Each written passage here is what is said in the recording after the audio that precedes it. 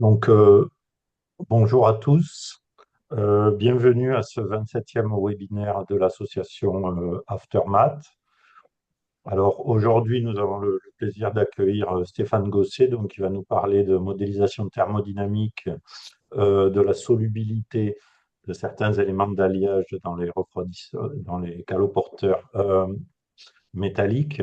Alors, avant de laisser la parole à Stéphane, quelques petites annonces sur la vie de l'association. Donc, je vous rappelle que vous pouvez, pour les personnes qui n'ont pas encore réadhéré cette année, adhérer à l'association pour soutenir ses activités. Donc, on organise notamment ces webinaires. Donc, c'est le 27e. On aura en juin, en mai, il n'y aura pas de webinaire. En juin, nous ferons le 28e webinaire de l'association, donc le 19 juin, sur le sujet des combustibles sel fondu et oxyde. Donc, le sujet sera présenté par Anna Smith. Et puis, si vous avez des volontés de présenter des sujets en thermodynamique dans ce programme de webinaire, ben, vous pouvez nous contacter parce qu'on recherche toujours des orateurs pour remplir notre programme de webinaire mensuel. Voilà. Donc, une petite annonce. Et enfin, je rappelle aussi que nous allons organiser la 4e édition de l'école de l'association, de l'école Aftermath. C'est ça, hein, je suis pas du tout sur le micro. J'ai un casque. Euh, Je me dis d'un coup, mais ça a l'air d'être autant là que là. Ok. Attention, Alors, comment on fait? Bénédicte, tu as ton micro qui n'est pas coupé. Voilà, merci. Et donc, oui, nous allons organiser la 4e édition donc, de l'école d'Aftermath du 13 au 17 octobre. Donc, c'est sur la donnée thermodynamique, de l'acquisition à l'optimisation et à l'utilisation. Donc, voilà, c'est aussi un rendez-vous à retenir. Et donc, après cette petite partie sur les annonces, ben, je laisse la parole à Stéphane et qui risque un petit peu de plomber l'ambiance, je crois, d'après son sujet. Donc, Stéphane, tu as à peu près 45 minutes. Ok, Et puis ensuite, il y aura une session de questions. Et si vous avez, vous pouvez aussi poser les questions soit à la fin, soit dans le chat. Et Stéphane vous répondra à la fin de l'exposé. Voilà, Stéphane, je te laisse la parole. merci Pierre. Je ferai de mon mieux pour pas trop plomber l'ambiance. Bonjour à tous. Donc aujourd'hui, effectivement, je vais vous parler de la modélisation thermodynamique de certains éléments d'alliage dans les caloporteurs métalliques et principalement dans le plomb et dans l'alliage plomb-bismuth. Donc pour présenter le contexte, il s'agit ici de traiter donc des problématiques liées aux interactions entre les caloporteurs et les matériaux de structure pour les réacteurs type plomb et eutectique plomb-bismuth, pour lesquels ces caloporteurs sont choisis dans les circuits primaires ou intermédiaires, ainsi que dans le cadre de réacteurs un peu spécifiques qu'on appelle les Advanced Driven Systems, qui sont des réacteurs de transmutation. Donc, dans un premier temps, cette étude avait été menée dans le cadre euh, d'études liées à l'acquisition de données fondamentales pour mieux comprendre le comportement des lead fast reactors de quatrième génération. Et puis aujourd'hui, le contexte des réacteurs au plomb évolue un petit peu avec une start-up, notamment Nucléo, euh, qui, euh, qui cherche à produire des Advanced Modular Reactors, dont la technologie est une technologie au plomb. En parallèle, ces systèmes sont également étudiés, notamment et principalement en Belgique, donc dans le cadre du design de l'ADS Mira. Et puis également, si on parle d'autres types de réacteurs avec des caloporteurs métalliques, on peut aussi s'intéresser aux sources de neutrons et notamment à un projet qui est en cours de développement à Saclay, mais sur lequel je ne reviendrai pas énormément. Donc la problématique de l'ensemble de ces réacteurs est de voir que, en fait, quels que soient les alliages qui sont candidats pour ces structures, nombreux sont les éléments qui sont très solubles dans les métaux liquides. Et au-delà des deux exemples que j'ai cités ici, qui sont le T91 et le 316L. Et donc dans la problématique nucléaire et même au-delà de ces problématiques de produits de corrosion, d'autres produits peuvent être amenés à être solubilisés dans les métaux liquides. Et donc, il est nécessaire aussi de considérer, dans le cadre de ces problématiques, d'une part, la probabilité d'avoir des produits de fission qui seraient solubilisés dans le circuit primaire en cas de brèche ou de rupture de gaine, mais aussi d'éventuels produits d'activation. Et donc, la problématique finalement que l'on rencontre est liée au fait que l'ensemble de ces métaux liquides sont très corrosifs vis-à-vis des structures pour l'ensemble de ces concepts nucléaires. Donc, dans ce cadre, le CEA à l'ISAS, ici à Saclay, est en cours de développement d'une base de données thermodynamique selon la méthode CALFAD pour prédire un certain nombre de phénomènes. Donc, à titre d'exemple, la dissolution, la problématique de dissolution des éléments d'alliage dans le plomb ou dans le plomb bismuth, qui pourrait produire des risques de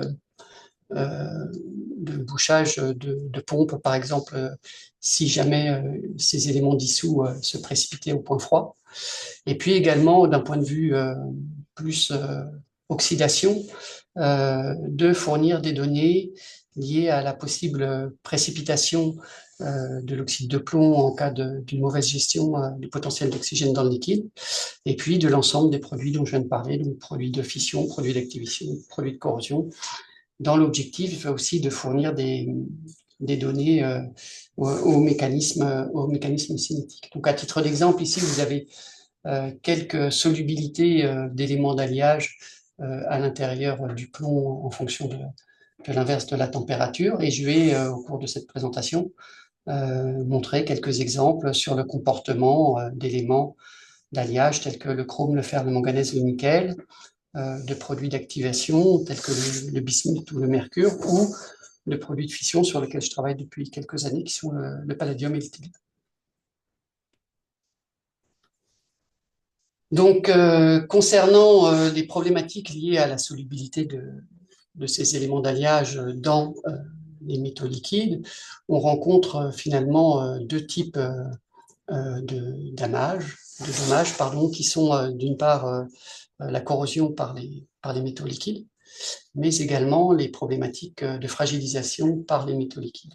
Et donc, dans cet objectif de fournir des données d'entrée qui puissent être appliquées à ces problématiques, une base de données CALFAD donc, est en cours de développement en considérant un certain nombre d'éléments qui sont d'une part des éléments d'alliage. Donc vous avez ici la liste en noir avec l'intégralité des éléments qui sont considérés, des produits d'activation qui sont et également produits de fission qui sont considérés ici en vert, donc le mercure, le polonium, l'antimoine, et puis un certain nombre de produits de fission, principalement le palladium, l'étain, le tellure.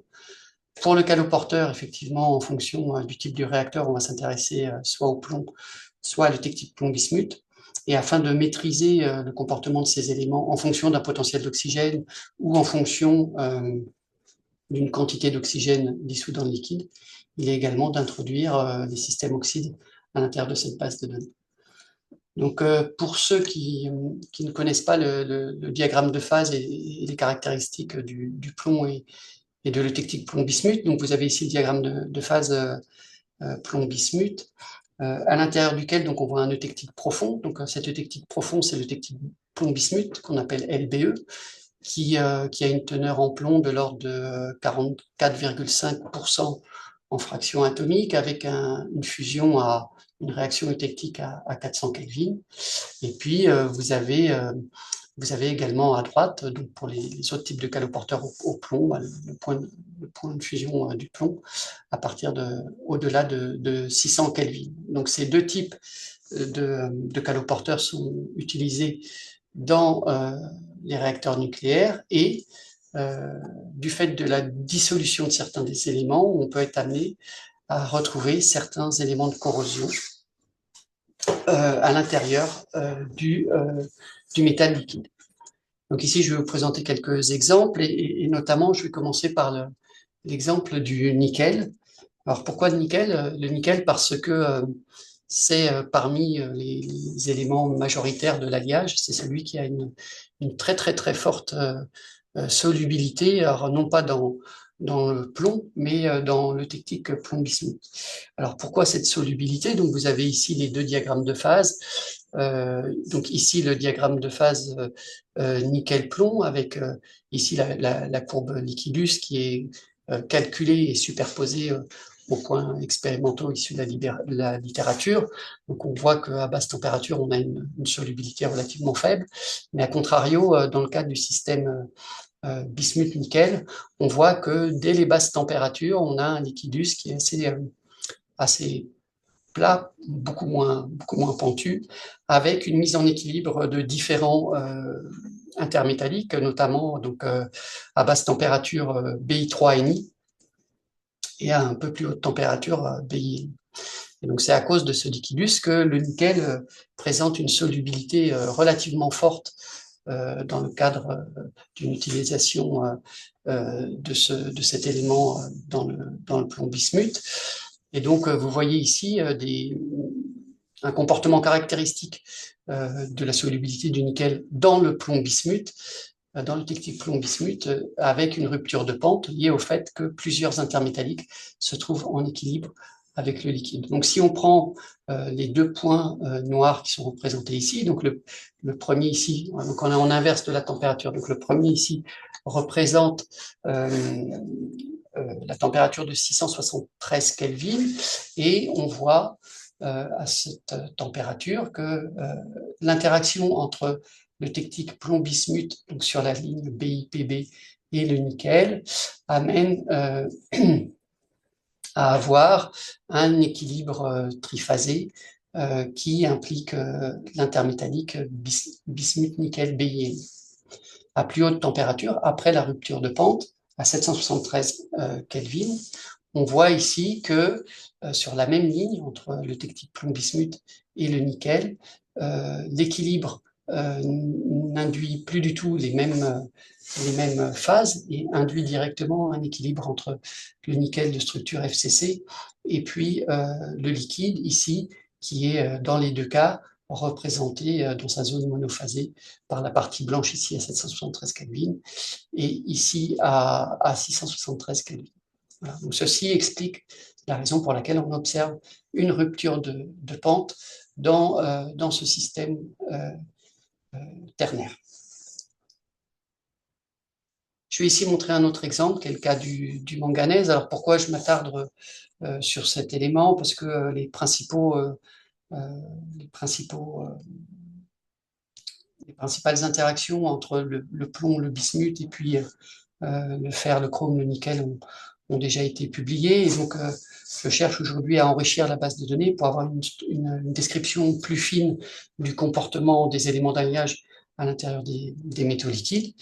Donc ici, vous avez une représentation des calculs thermodynamiques qui viennent d'être finalisés sur le système binaire manganèse-plomb avec la comparaison des données issues de la littérature, donc le diagramme de phase, avec ici, vous le voyez, donc à basse température, côté plomb, une faible solubilité du manganèse. À plus haute température, on voit ici une lacune de miscibilité dans la phase liquide.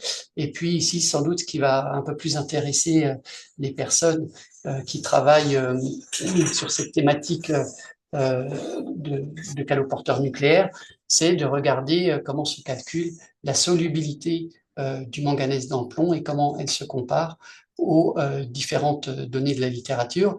Vous voyez ici qu'il y a beaucoup de jeux de données qui sont relativement dispersés et que les données qui ont été utilisées à la fois donc, pour modéliser cette solubilité et le diagramme de phase sont les données qui proviennent de Weinstein et Elliott, publiées en 1963.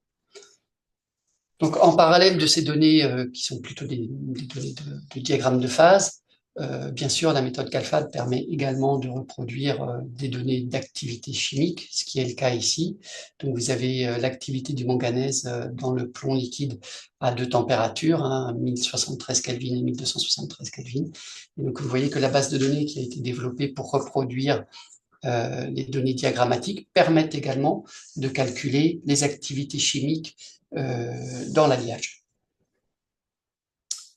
Maintenant, je vais passer à quelques exemples concernant des produits d'activation donc, qui ont été introduits dans la base de données, et notamment à la problématique du mercure. Donc, le système plomb-mercure est un système qui a déjà été publié par nos collègues de Nancy en 2002. Alors, j'avais dans un premier temps l'intention de récupérer leur modèle, mais quelques problèmes entre la compatibilité de leur modélisation et puis celle que je suis en train de développer ne m'ont pas permis de tout reprendre directement. Notamment, j'ai observé que sur la fonction GASER du mercure, donc la fonction d'enthalpie libre du mercure, il y a eu quelques changements depuis la publication en 2002 par rapport à ce qui existe aujourd'hui dans la base de données Pure5 fournie par SGTE. Donc c'est une des premières raisons pour laquelle j'ai repris cette modélisation.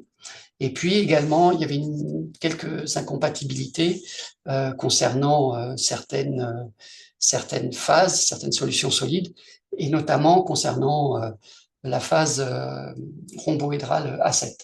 Donc vous voyez que bon, malgré ça, en récupérant leurs données et en faisant quelques modifications, on arrive tout à fait à reproduire donc les données de mètres. D'une part ici donc le diagramme de phase calculé, et puis ici les enthalpies de mélange dans le liquide à différentes températures. Donc là, je ne vais pas aller plus loin sur les produits d'activation, je vais m'intéresser à quelques produits de fission, et notamment donc à 3 produits de fission, le tellure, le palladium, le rhodium. Alors un peu de la même façon, il existe dans la littérature plusieurs modèles qui traitent de l'interaction entre le plomb et le tellure, des problématiques de modèles de type de N-member, de fonctions d'enthalpie libre n'ont pas directement permis de récupérer l'ensemble ou un des modèles qui étaient proposés dans la littérature. Donc, j'ai refait un modèle sur l'interaction entre le plomb et le tellure, de manière à reproduire d'une part le comportement un peu spécifique du liquidus lié à la formation d'espèces associées dans le liquide, avec de fait une enthalpie de mélange très très prononcée en forme de V dans le liquide, ce qui a imposé d'introduire une espèce associée dans la modélisation du liquide PBTE. Également la nécessité de considérer donc l'intermétallique PBTE avec son point de fusion, donc sa fusion congruente de l'ordre de 1200 Kelvin, et puis un tout petit domaine de composition qui est connu, et donc cette stoichiométrie dans le modèle de l'intermétallique PBT. Je vais passer ensuite directement à droite au système plomb-palladium, donc qui décrit les interactions entre ces deux métaux. Là, j'ai directement récupéré un modèle issu de la littérature, donc qui a été publié en 2020 par J.R. Lotka, et puis de manière à regarder le comportement de produits de fission ou d'éléments qu'on retrouve donc dans les phases blanches des produits de fission. Moi, j'ai également travaillé sur l'interaction entre le plomb et le rhodium. Et là, en fait, il y avait relativement peu de données, à l'exception des compositions des différentes réactions péritectiques entre les différents intermétalliques du diagramme de phase. Et donc ici sont représentées à la fois les températures des différentes réactions intermétalliques et puis le comportement du liquidus à plus basse température. Voilà, donc à partir de l'ensemble de ces systèmes ici, donc on a une description relativement complexe, en tout cas au moins au niveau binaire, des interactions entre le plomb bismuth, des éléments d'alliage, des produits d'activation, des produits de fission. Et puis si on veut mettre un petit peu en œuvre cette problématique au regard du pilotage d'un circuit en plomb bismuth, il est également nécessaire donc de considérer les interactions avec l'oxygène. Donc en fait, comment grossièrement fonctionne un circuit en métal liquide, et ça peut être appliqué à beaucoup de circuits d'ailleurs. Donc en fait, un circuit en plomb, on peut imaginer qu'à l'intérieur du réacteur, il y ait un point chaud issu des réactions de fission du combustible, et puis qu'il y ait à l'extérieur du réacteur un point froid. Donc on va observer un certain nombre de réactions qui sont dans un premier temps donc à haute température et en fonction du flux du caloporteur, on va retrouver des réactions de dissolution du métal et de diffusion du métal dans le liquide. Ce métal va être transporté vers le point froid, et au niveau du point froid, forcément, on va retrouver des réactions de nucléation, de formation de cristallites et de dépôts qui vont apparaître sur les parois du point froid, et puis des réactions de croissance qui pourraient éventuellement mener jusqu'au bouchage du point froid ou au bouchage de pompe, comme je l'avais évoqué tout à l'heure. Et donc, pour correctement piloter cette boucle, une boucle en plomb ou en plomb bismuth, eh bien, on cherche d'un côté à limiter la dissolution du côté des points chauds, et de l'autre côté du point froid, à former des couches de passivation en surface des alliages, de manière à éviter une corrosion accrue de ces systèmes. Et donc, cette boucle en métal liquide, comment est-elle pilotée? Eh bien, elle est pilotée principalement à partir de l'activité de l'oxygène dans le liquide, ou à partir de la solubilité de l'oxygène dans le liquide. Donc, en anglais, ça s'appelle la Dissolved Oxygen Content, DOC, qui permet de piloter les boucles à partir de mesures de force électromotrice. Et donc, ce pilotage des boucles est très, très équivalent à ce que l'on fait, nous, en thermodynamique, pour savoir dans quel domaine redox on se positionne, par un tracé de diagramme d'Ellingham à partir des fonctions d'enthalpie libre des phases. Et donc, si on reproduit ici, par exemple, l'enthalpie libre de certaines phases que l'on retrouverait à l'intérieur d'un circuit en plomb, on peut voir ici l'exemple d'une phase spinel fer-chrome, le cas ici du spinel Fe3 O4, et puis ici l'enthalpie libre du plomb. Et donc, pour piloter correctement un circuit, au-delà de 600 K, donc qui est le point de fusion du plomb, on va chercher à se trouver dans un domaine où on va précipiter des oxydes qui seraient protecteurs vis-à-vis des structures métalliques, mais à se retrouver à des potentiels d'oxygène qui sont en dessous du potentiel d'oxygène, qui vont mener à la précipitation de l'oxyde de plomb. Et donc ça, c'est très bien fait par les personnes qui travaillent sur ces systèmes-là. Ça peut être représenté de différentes façons. Donc ici, je vous montre donc des cas de représentation dans le caloporteur plomb bismuth. Donc ici, une représentation qui a été effectuée dans le cadre de la soutenance de thèse d'Alexandre Tsibanev à l'Université de Leuven en septembre 2024, qui montre clairement les régimes de fonctionnement d'un circuit en plomb bismuth en fonction de la teneur en oxygène dans le liquide et de la teneur en fer dans le liquide, avec à basse température un régime où forcément on va précipiter l'alliage métallique, un domaine dans lequel, si on a des fortes teneurs en oxygène, on va précipiter l'oxyde de plomb, et puis des domaines dans lesquels, si jamais on est en forte teneur en fer, et ben on va plutôt dissoudre la structure. Donc ce qu'on va rechercher, c'est à se retrouver un petit peu au milieu de ces domaines-là pour chercher la passivation des structures métalliques. Un autre type de représentation, qui est celle qui a été faite et publiée par Laurent Brissonneau en 2011, c'est de montrer donc l'évolution en température de la concentration de l'oxygène dans le liquide, et donc de montrer quels sont les domaines de fonctionnement de ces circuits qui, à basse teneur, permettent quand même de précipiter les oxydes métalliques, mais dans les fortes teneurs qui sont en deçà de la saturation en oxyde de plomb dans le liquide. Voilà. Donc, à partir de cette, je dirais, de ces fonctionnements et puis de la base de données qui a été développée, j'ai cherché à regarder un petit peu comment se comportait le redox de l'ensemble des éléments dont je viens de vous parler. Donc, si on regarde globalement les éléments d'alliage, donc principalement, alors sur une composition qui correspondrait principalement à celle, par exemple, d'un T91, où de manière prototypique, on se retrouvait dans un alliage avec 90% de fer et 10% de chrome.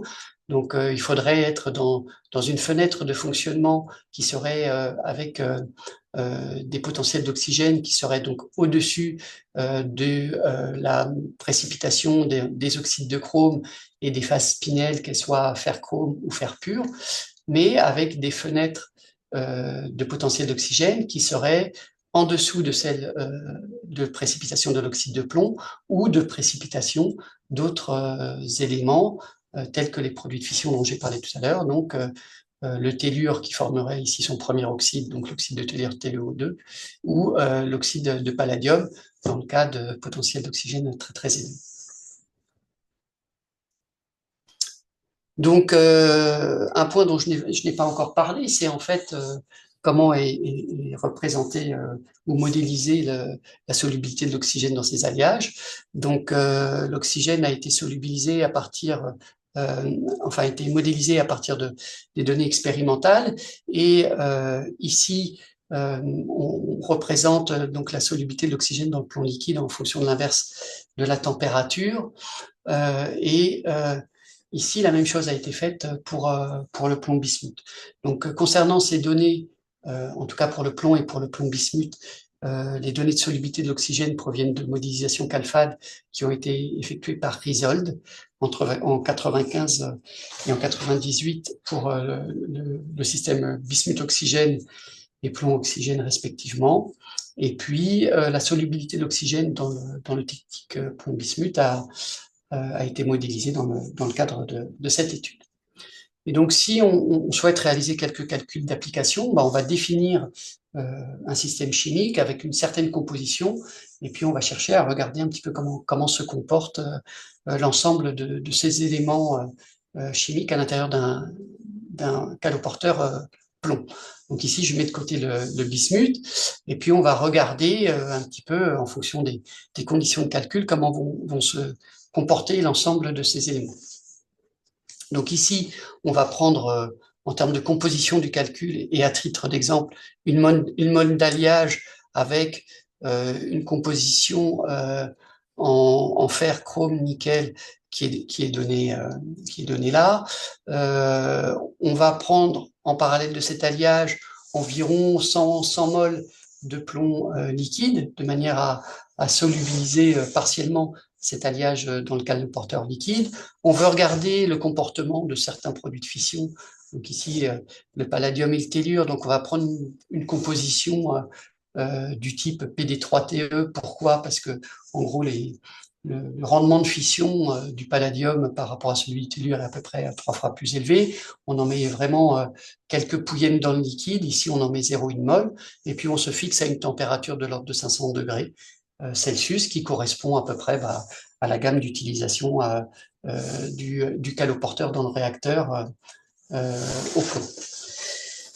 Et puis enfin, de manière à traduire un petit peu le comportement en termes de potentiel d'oxygène, de pression partielle d'oxygène par rapport à la composition du liquide en oxygène, tel que ça a été fait et représenté dans les slides précédentes, que ce soit par Alexandre Tsibanev ou Laurent Poissonneau, et on fait le lien, grâce au calcul thermodynamique, entre la fraction atomique d'oxygène dans le liquide, représentée ici sur l'axe X, et puis ici le potentiel d'oxygène en kilojoules par mol. Alors non, c'est en joules par mol, désolé, parce qu'il y a un 10 puissance 4 là, en joules par mol sur l'axe des ordonnées.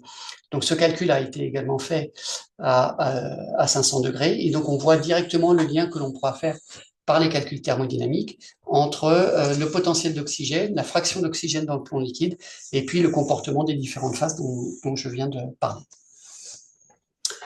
Alors ici, donc sur cet alliage, on a cherché à regarder la fraction molaire de phase, c'est-à-dire quelles sont les phases à l'équilibre si on met sous ces conditions du plomb bismuth au contact de l'alliage qui a été défini ici. Donc on voit que en fonction de la fraction d'oxygène dans le liquide, allant ici de 10 puissance moins 10 à 10 moins 4, eh ben pour les teneurs les plus basses, on va former de la chromine, Cr2O3, et puis il y a une teneur à partir de laquelle, donc entre 10-7 et 10-6 en fraction atomique d'oxygène, où finalement l'oxyde qui est en équilibre avec le liquide, donc le liquide il est tout là-haut, là, hein, en fait les fractions elles sont normalisées. Donc il y a pour une mole de liquide, pour quasiment une mole de liquide, on a quelques moles, 10-3 moles d'oxyde qui se formeraient à la surface, et on voit que ici on a la phase BCC en fait qui correspond à une phase ferritique qui correspondrait au comportement de l'alliage métallique. On peut regarder sous les mêmes conditions, donc toujours à 500 degrés, en fonction de la teneur en oxygène dans le liquide, donc toujours de 10-10 à 10-4, quelle est la composition du liquide. Donc forcément, le liquide, il est très majoritairement, donc là, l'échelle va de 10-12 à 10-2, donc il est très majoritairement composé de plomb, on ne le voit pas, et puis on voit qu'il y a un certain nombre d'éléments qui sont complètement insensibles au redox, à la teneur en oxygène dans le liquide. C'est le cas du palladium et du tellure, hein, qui sont complètement insensibles.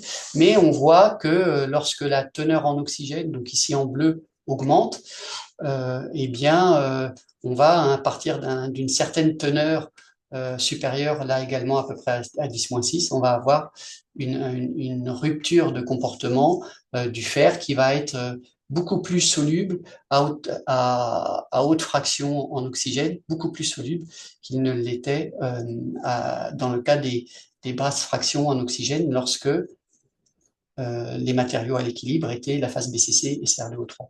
Donc on peut voir qu'à partir du moment où ici on va former un spinel Cr2FeO4, eh bien le comportement du fer dans le liquide va réellement changer. Au contraire, on voit que la teneur en chrome dans le liquide, elle, diminue. Pourquoi? Parce que on consomme une bonne partie du chrome en formant ces couches d'oxyde, qu'elles soient Cr2O3 ou la phase spinel. Je vais prendre un autre exemple. Voilà un autre exemple.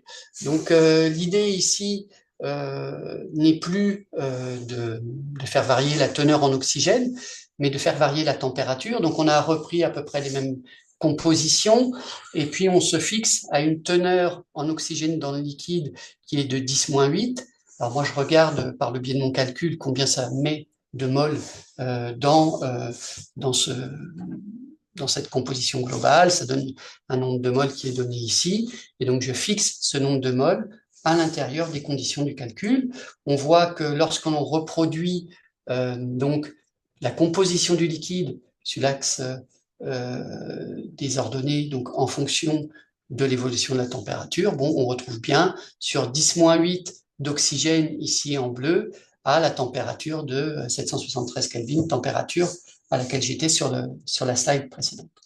Et donc là, on voit clairement comment évolue, en fonction de la température, la solubilité des éléments d'alliage. Et là, on voit clairement que les principaux éléments d'alliage, donc, qui sont dans ce cas-là le chrome ici et le fer ici, évoluent largement avec la température, alors qu'on voit que le nickel, lui, est beaucoup moins sensible à ce comportement. Pourquoi? Parce que en fait, le nickel n'est pas engagé dans la formation des phases oxydes que j'ai présentées précédemment.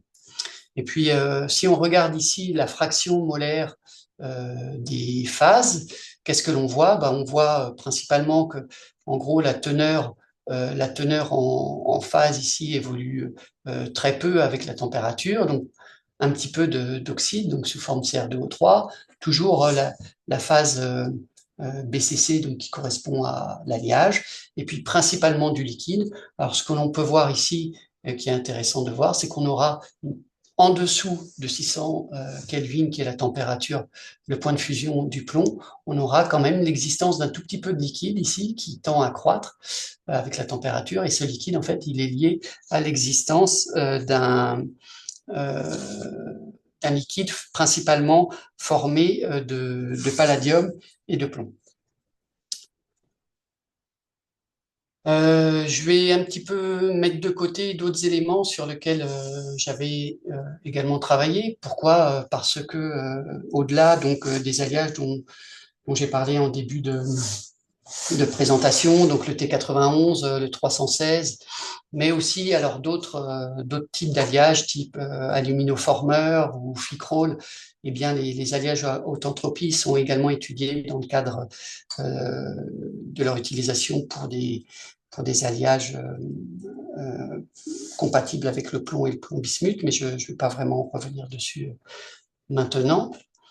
Mais ce sont les raisons pour lesquelles ont été introduites donc un certain nombre d'éléments qui sont l'aluminium, le cobalt, le magnésium, le manganèse, le molybdène, dans l'objectif de définir un modèle thermodynamique ternaire entre le bismuth, le plomb et chacun de ces éléments. Voilà, donc je vais pas aller plus loin. Et donc pour conclure, simplement vous préciser que voilà la connaissance des interactions entre ces alliages métalliques et puis les caloporteurs métalliques, qu'ils soient plomb, plomb bismuth ou également lithium, sont essentiels pour comprendre les mécanismes de corrosion et la tenue de ces matériaux avec le temps. Et c'est une des exigences des autorités de sûreté dans le cadre du design de ces nouveaux concepts nucléaires.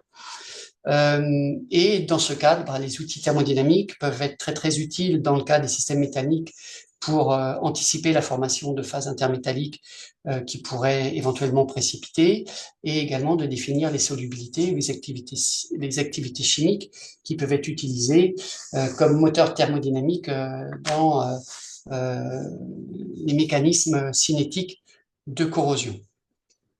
Pour le cas des systèmes oxydes, on s'intéresse aussi à la présence d'oxygène et à sa teneur dans le métal liquide pour savoir quels sont les oxydes qui vont se former, quelle est leur composition, et puis de mieux connaître les marges de fonctionnement au point bas et au point haut pour éviter au point haut la précipitation de PBO, mais au point bas pour faire en sorte que des oxydes protecteurs puissent se former.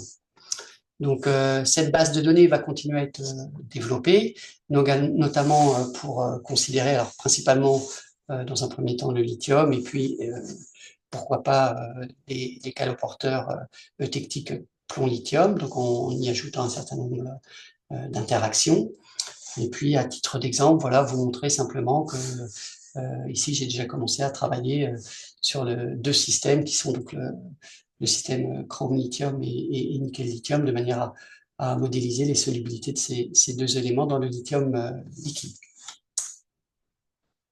Voilà, j'en ai terminé, je vous remercie, et si vous avez des questions, n'hésitez pas. Merci Stéphane pour cette présentation qui a parfaitement tenu les délais. Donc, on a amplement le temps pour des questions. Donc, il y a des personnes qui veulent déjà des questions pour Stéphane. Alors, je n'ai pas vu de questions dans le chat. Alors, Jean-Marc a une question. Il a levé la main. Jean-Marc, tu peux prendre la parole directement. Bonjour Stéphane. Bonjour Jean-Marc. Merci beaucoup pour cet exposé. Enfin, j'ai pas une question, j'ai plein de questions, mais je vais peut-être laisser parler un peu les autres aussi. Je voulais savoir comment tu pilotais l'activité de l'oxygène. Tu rajoutes de l'oxygène dans le système ou... Ouais, alors c'est un peu, ouais, je rajoute de l'oxygène dans le système. Alors je t'avoue qu'au niveau des calculs, c'est pas toujours évident. Je le fais de plusieurs façons parce que ça converge pas toujours très très bien. Soit je le fais en rentrant un potentiel. Expérimentalement, enfin, dans le système, il y a moyen de rajouter de l'oxygène dans le... Dans les modèles? Non, non, pratiquement, dans le système réel. Ah, dans le système réel, comment c'est fait?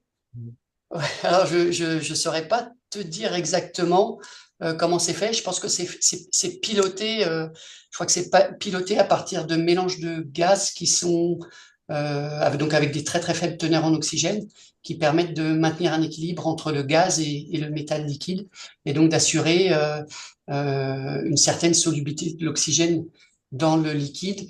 Et tout ça est mesuré ensuite par des mesures de force électromotrice. Je crois que c'est fait par des mélanges de gaz, il me semble. Mais je pense qu'il y a des personnes ici présentes qui seraient plus à même de répondre à cette question. Ok, merci. Est-ce qu'il y a d'autres questions pour Stéphane? Euh, Allô, vous m'entendez? oui, allez-y. Bonjour, donc je m'appelle Lionel Chélan, je travaille au service des accidents majeurs à la SNR. Oui, bonjour. Donc on s'intéresse aussi aux problématiques que vous venez d'exposer et je me demandais si la base de données sur laquelle vous travaillez pourrait être en quelque sorte partagée dans le cadre d'une coopération ou autre avec d'autres instituts. Ah, alors je vous avoue que bon, moi je traite plutôt de la problématique technique, mais oui, effectivement, dans le cadre de partenariat, je pense que euh, c'est faisable, c'est pas à ma main.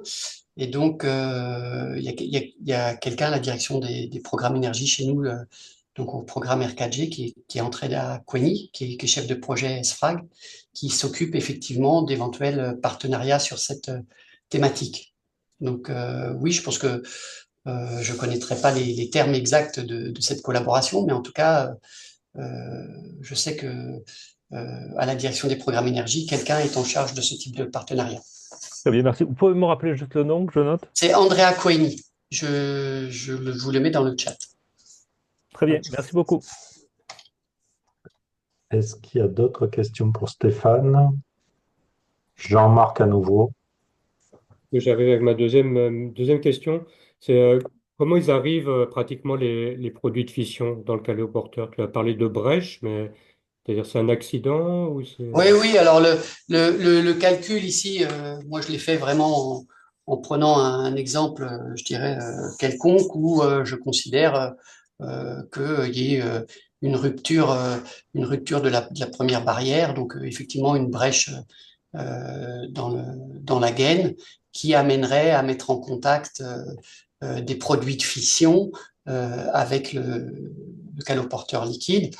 Alors bien sûr, il se passerait plein d'autres choses, hein, puisque on peut aussi considérer qu'il y aurait des interactions aussi avec le combustible. Typiquement, on sait très bien que le combustible UO2 forme des phases ternaires avec le plomb. Et donc, il y aurait plein d'autres interactions, mais j'ai voulu ici représenter plutôt le comportement de ces interactions dans le cadre d'interactions plutôt du côté ou du point de vue métallique. Mais c'est effectivement ce pourquoi j'avais fait le calcul dans ce cas. Ok, merci. Et dernière question, est-ce que tu as fait des comparaisons avec la base, parce qu'il y a une base thermocalque sur les solders?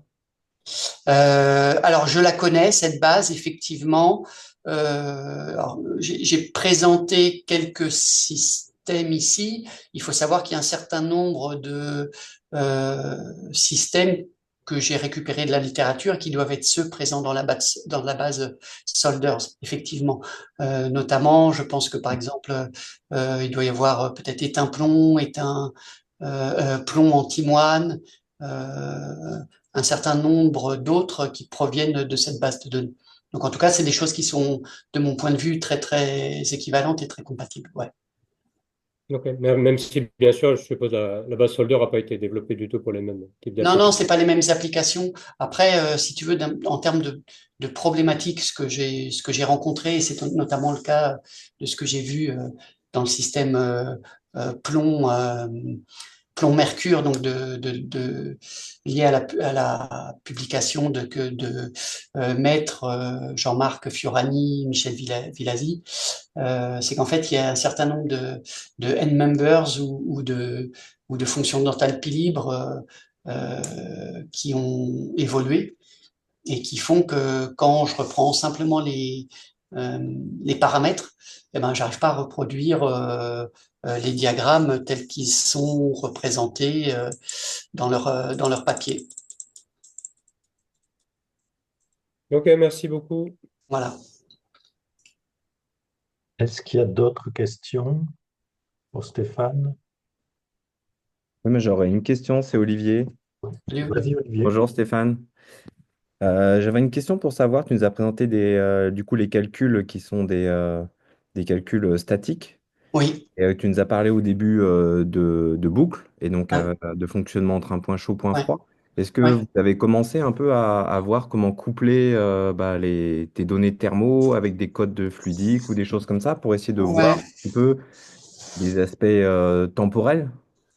Effectivement, alors ce sont des choses sur lesquelles on a commencé à discuter avec nos collègues du service de thermohydraulique et de mécanique des fluides que je suis allé rencontrer pour voir ce qui serait possible de faire en termes de couplage pour d'un côté aller interroger euh, une base de données type CalFAD et puis pour essayer de voir comment se comporterait un certain nombre d'éléments dans une boucle, ne serait-ce qu'une boucle très, très, très simple comme ce que j'ai montré ici, où on verrait les comportements au point chaud, au point froid. Alors, je ne vais pas dire que mes collègues ont commencé à travailler dessus, mais en tout cas, techniquement, au regard des données qui sont disponibles, ils me disent que c'est tout à fait faisable et tout à fait dans leur corde. Euh, et donc, on souhaiterait prochainement initier ce type de calcul pour en tout cas voir la faisabilité et le rendu des premiers calculs thermodynamiques couplés à un code de thermohydraulique. Ok, merci Stéphane. Alors, est-ce qu'il y a d'autres questions? Moi, j'avais une question éventuellement, c'était quand tu avais montré le binaire manganèse-plomb, Oui, je ne sais plus quelle transparence c'était.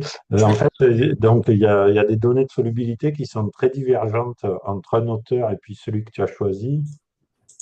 Et je me posais la question parce que la description serait très différente si c'était les croix bleues là qui soient. ouais, ouais, ouais, ouais.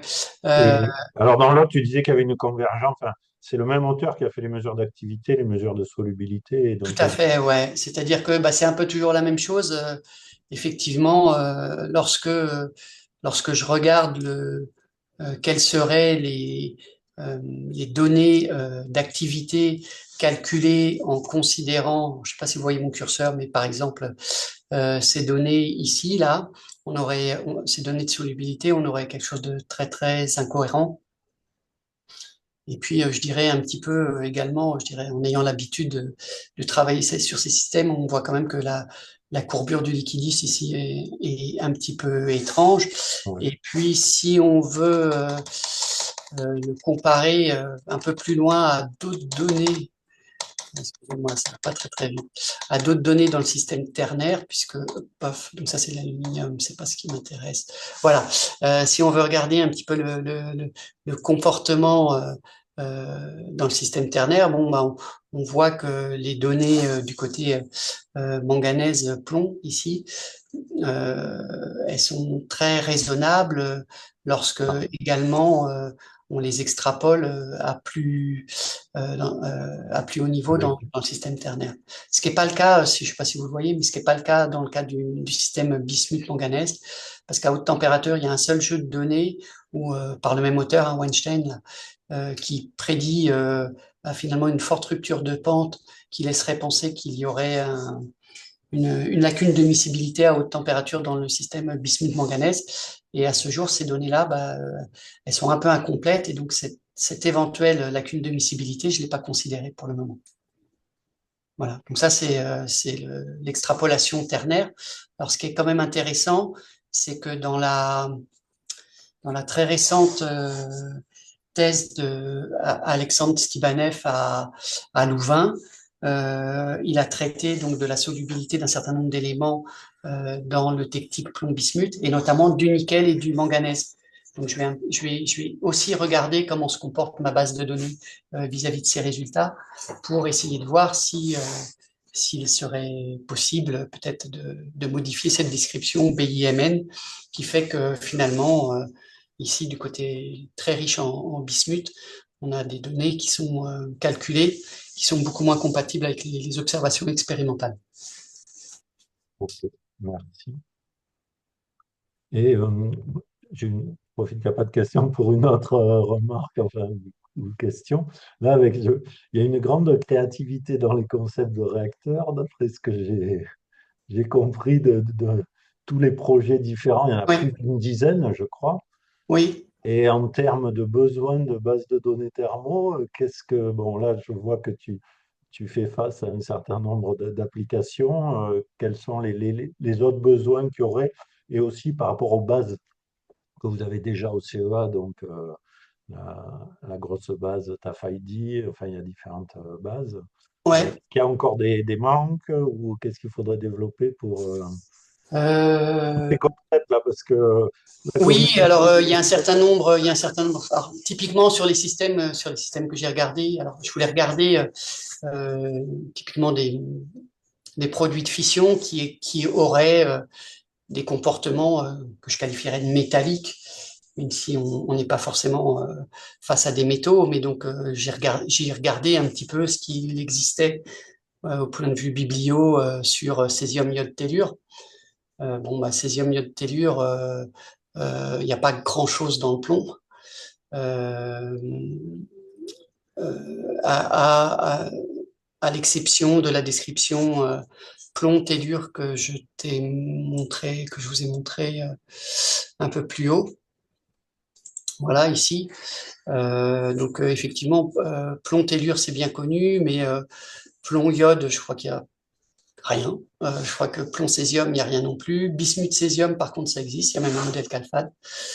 Donc c'est des systèmes sur lesquels il n'y a pas grand-chose. Et puis surtout, moi, ce que je voulais regarder, c'était l'extrapolation à des niveaux un peu plus complexes. Typiquement, si on parle du plomb et du tellure, j'ai regardé le ternaire fer plomb tellure. Il y a quelques données de coupe PBTE, FETE ou PBTE, FETE2. Donc là, il existe des coupes sur lesquelles je vais travailler et il existe aussi des intermétalliques ternaires. Donc là, je pense que ça serait intéressant de regarder ces intermétalliques ternaires, le comportement de ces intermétalliques ternaires qui risqueraient, en cas de contact avec des produits de fission, de précipiter des intermétalliques dans le circuit métallique liquide. Voilà. Donc le césium, par exemple, plomb césium, j'ai rien vu. Merci Stéphane. Peut-être encore une Oui. question. Donc, Lionel Chat à nouveau. Vous parliez tout à l'heure des actinides. Est-ce que vous envisagez de travailler sur les interactions des actinides, uranium, plutonium, enfin, avec des combustibles, notamment les nobles? Bah, au niveau des oxydes, les systèmes oxydes, si on considère le combustible, quoi, typiquement UPUO2, bah, Mhm. vous savez que nous avons déjà publié une base de données hein, dans le cadre donc des travaux qui étaient menés par Christine Guénaud. Donc on a cette description. Et puis oui, j'ai déjà intégré uranium plomb. Alors je sais pas si je l'ai quelque part, mais en tout cas oui, le système uranium plomb, il est déjà rentré dans la base de données. Je l'ai pas là. Euh, mais oui, oui, UPB, ouais, il est rentré ouais, dans la base de données. Merci. Ok. Et Bah, là, UPB, voilà. Je crois que j'ai pas le PU, hein, mais j'ai UPB et puis j'ai regardé sur les ternaires UPBO, à l'exception de ce qui avait été fait dans le cadre de la thèse de Serini, je crois, à Karlsruhe, à JRC Karlsruhe, euh, avec Andrzej Pénès. Il n'y a pas, j'ai pas vu grand-chose. Mais du côté métallique, ouais, j'ai rentré UPB, en tout cas, qui est présent dans la base de données. Merci. merci Stéphane. Est-ce qu'il y a une dernière question peut-être? Eh ben, si il n'y a pas d'autres questions, je vous propose d'en terminer pour ce webinaire et donc de vous donner rendez-vous le 19 juin. Donc en mai, il n'y aura pas de webinaire, mais donc le 19 juin, Anna Smith nous parlera de combustible sel fondu et oxyde pour la génération 4. Donc voilà. Merci Stéphane et merci à tous. Merci.